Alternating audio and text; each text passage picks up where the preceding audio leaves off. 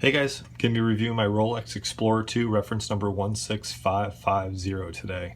I ended up buying this watch about a month ago and bought it pre-owned without the original bracelet. Everything else came with it, or everything else was pretty much original. Get into some of the stuff with that later. I got it on eBay from a seller called Becker Time. I can't recommend them highly enough. They were great. They have a fair amount of watches on their store that are a buy it now price, but every now and then they throw one on as an auction style, and typically those auction style offerings go for a little bit better value, I would say. And that was the case with this one. It was offered without the original bracelet, which obviously helped keep the price down. And there were no original box or original papers with it, but they give you this certificate of authenticity from their Rolex experts, and they go through the movement, the case, the bezel, and if the dial's refinished or not. It's pretty cool. And another thing that was cool about them is that if you ever get tired of the watch and you want to upgrade, you can put the purchase price of the watch that you bought from them before towards the one in the future. And there's some restrictions. I'm sure if you bang your watch up or it's not working, I'm sure they won't give you the full value. But I just thought that was a pretty cool company. I did want to give them a plug because I was really happy with their customer service and just how great the watch was when it arrived. So let me just kind of go through a quick little history. I don't want to bore you too much, but obviously the original Rolex Explorer was introduced in 1953, and then in 1971 they came out with this model over here. This is the Rolex Explorer 2, the 1655. Now a lot of people refer to this watch as the Steve McQueen watch, although there's some speculation that he actually maybe never even wore this watch. Either way, it was a really iconic watch. It's very highly collectible, and it's highly expensive too. It's I think upwards of high teens in the thousands, so maybe 18,000 to try to find a decent one of those. And then in 1984-85, they transitioned into the 16550. So literally just added a 0 to the end of it, and they came out with this model, the 16550. It has a caliber 3085 movement in it, which is the same as the GMT Master 1670 watch. And they had it in white and black. And I've heard a couple other people say that it came in 3 colors. It came in white, black, and cream. From what I can tell, it actually just came in white and black. And the white dials had a problem with the lacquer finish. And so after time, you'd see this kind of brown or tan color develop on the dials. And a lot of people call them the cream dials now.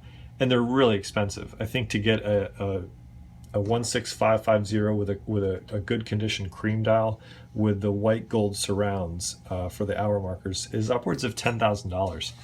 And as cool as that is, that's not really in my budget. And I kind of like the look of just the plain white one. So I have a 16550 with a still white dial, and I think probably what happened with mine was that it got sent back to a Rolex service center at some point in its lifespan and got a newer dial put onto it that did not have this defect in the lacquer. There's a couple reasons I think that, one of which is because obviously there's not even a glimpse that it's going to be turning cream anytime soon.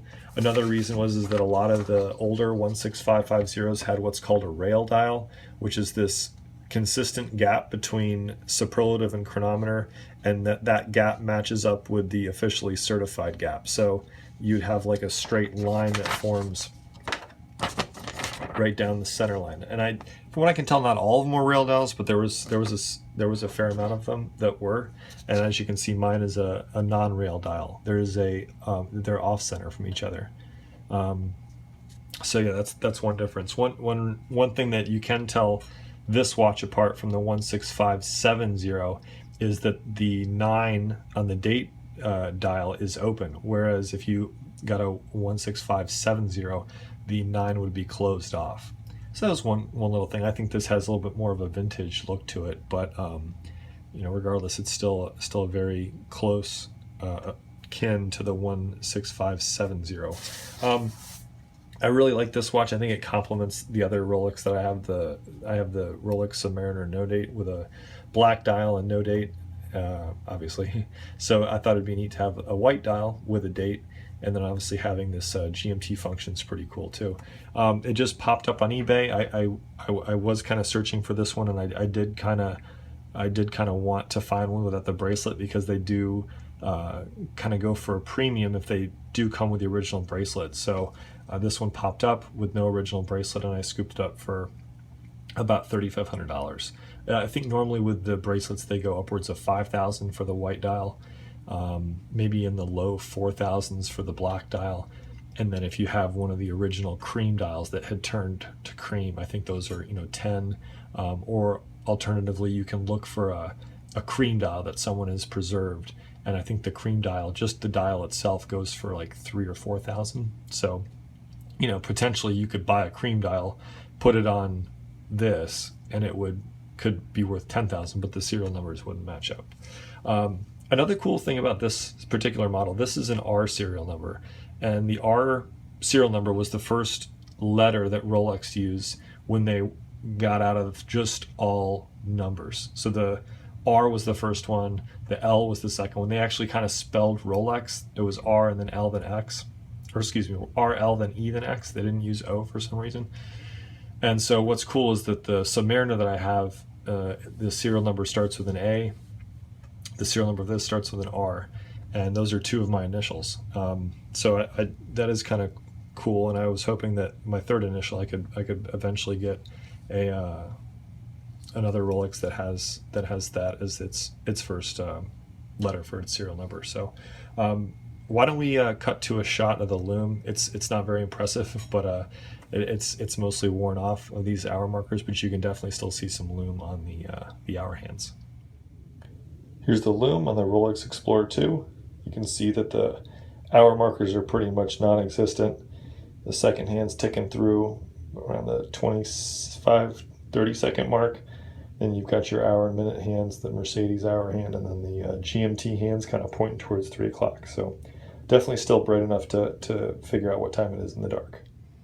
So as you can see, the lume is not anything great anymore. It's definitely worn off over the years.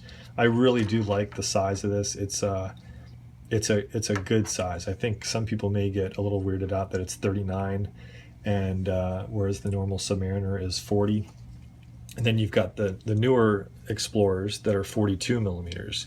I actually had a 42 millimeter Submariner, or excuse me, Explorer on, and I was considering buying it, and it's just too big though. It wears bigger than I think its 42 size indicates. And I've seen all four in person. I've seen the white dial 39, the black dial 39 millimeter. I've seen the white dial 42, and I've seen the black dial 42. And if I had to rank them in order of what I would buy, this is obviously the first, the 16550 or the 16570.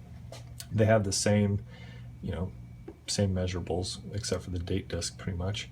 I would rank this as first.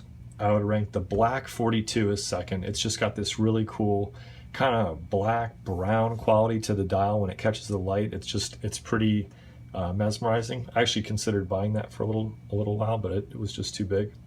Third place, I would go to the 42 mil white, and I would actually put the black version of this exact watch in fourth. There's just something about it when I saw it in real life and I tried it on, it just felt really small. And I don't know if it was the combination or the stark difference between the dial being black and the bezel being silver here, and it didn't work right, at least for my taste. So for whatever that's worth, that's the order I would rank them in based on my wrist size, which is 7 inches, pretty much spot on.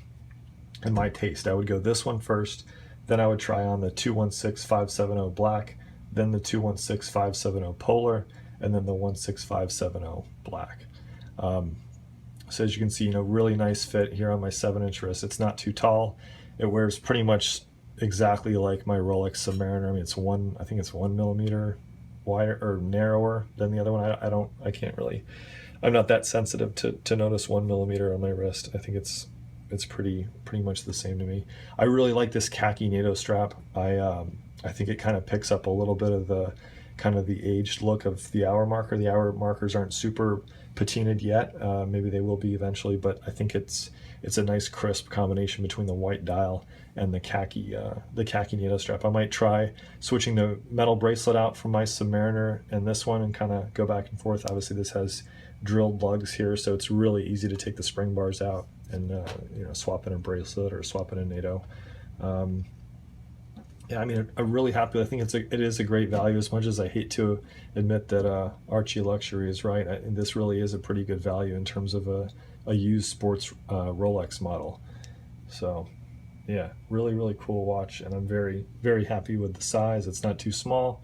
It can be kind of dressy. I think it would look good on a light tan, light brown leather band. You can kind of dress it up. So yeah. Really excited about it. If you have any questions, feel free to put them below. And thanks for watching.